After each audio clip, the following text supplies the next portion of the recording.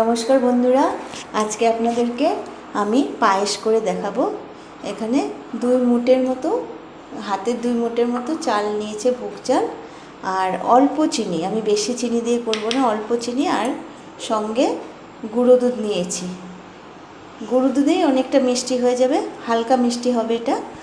আর এখানে নিয়েছি পেস্তা, আলমন্ড, আর হলো কাজু নিয়েছি, আর এটা আর একটু ঘি নিয়েছি, আর দুধটা বসিয়ে দিয়েছি, আমি দেখাচ্ছি। এই যে দুধটা বসিয়ে দিয়েছি,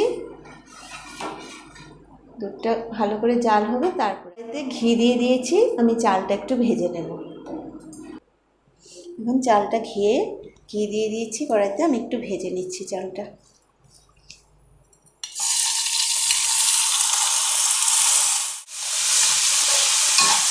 ভালো করে ভেজে নেব চালটা।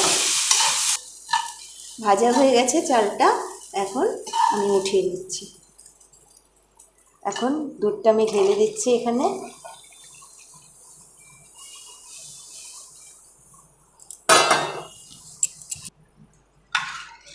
দুধটা ঘন হবে একটু,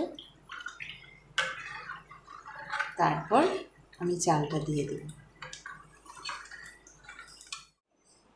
গুঁড়ো দুধটা একটু গুলিয়ে নেব, একটা কাপে নিয়ে নিচ্ছি।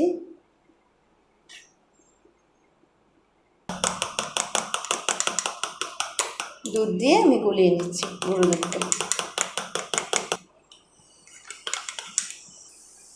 এই যে গুলিয়ে নিয়েছি, এখন দুধে মিশিয়ে দেব। অল্প অল্প করে গুঁড়ো দুধটা মিশিয়ে দিচ্ছি।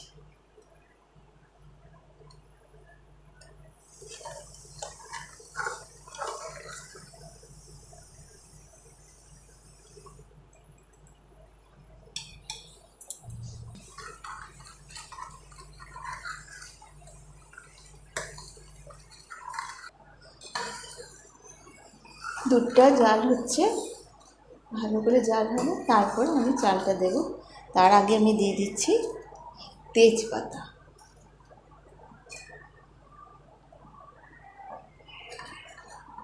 ফ্লেভারটা খুব ভালো আসবে, এর জন্য আমি তেজপাতাটা দিচ্ছি। এখন দিয়ে দিচ্ছি চালটা।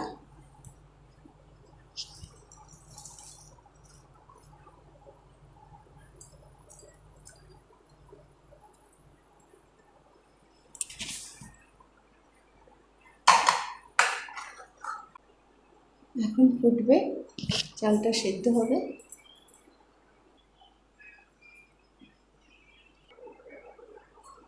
হয়ে এসছে, দেখুন দুধটা শুকিয়ে এসছে, চালটাও সেদ্ধ হয়ে গেছে। এখন আমি চিনিটা দিয়ে দেব।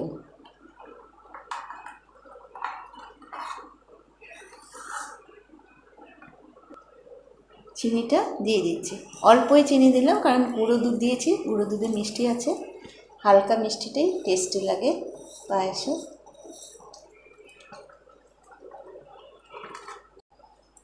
হয়ে গেল পায়েস।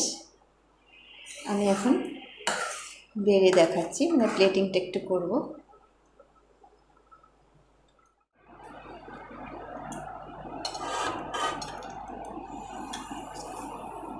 হয়ে গেল আমাদের পায়েস।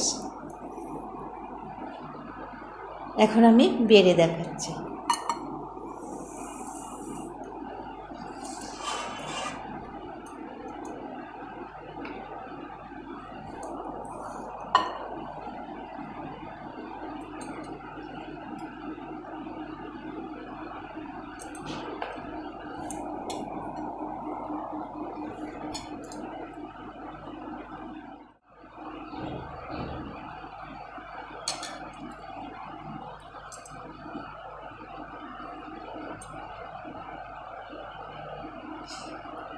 একটু আলমন্ড দিয়ে দিচ্ছি।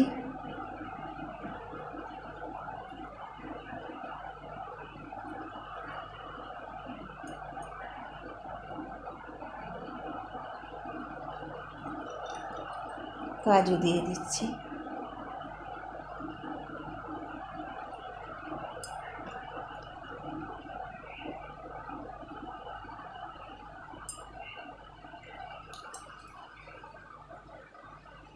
কেমন হয়েছে জানাবেন কমেন্টের মাধ্যমে।